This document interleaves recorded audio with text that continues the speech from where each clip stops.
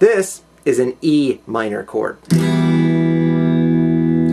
Essentially what you want to do is have the same fingering that you would for an E major, but leave your index finger off. So, notice that what you need to do is you need to have your middle finger on the 2nd fret of the A string, forming a B note. Then your ring finger on the 2nd fret of the D, that gets an E. And then, instead of placing your index finger on the 1st fret of the G string, making it a G sharp, just leave it off. And then you start with the bottom E string and strum all the strings.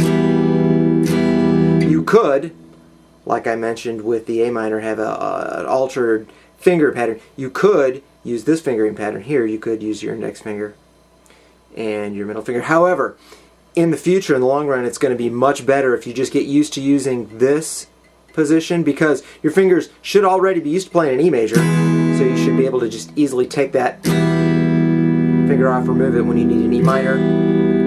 And there are other little ornamental things and other future chords that you're going to have to be able to do.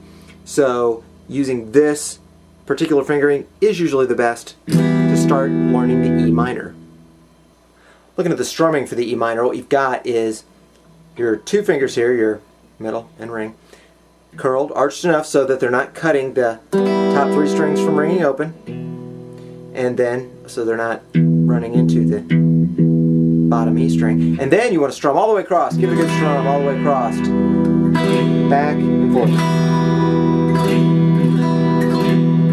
And make sure you can hear all of them, especially that G string, you're not cutting that off. You can strum back and forth. Get used to strumming it so that you can make good, clean, clear sounding E minor chord. So there you have your first 3 minor chords: the A minor, the D minor, and the E minor. You'll notice that in each one, only one note has been altered, has been changed, has been moved back 1 fret, has been flatted from the A major chord. The C sharp has been moved back to a C, making a minor. D, the F sharp on the top has been moved back, making it a D minor. The E major, that one note right here, that G sharp, has been moved back by taking your finger off, and so instead of ringing at the 1st fret, it rings open. Still 1 fret back. That makes it minor. You'll find this is a very noticeable pattern. In the future, you should look for the difference between any given major chord and closely related minor chord shape. Should only be 1 note should be changed, should be moved back 1 fret. It's a little clue to look for.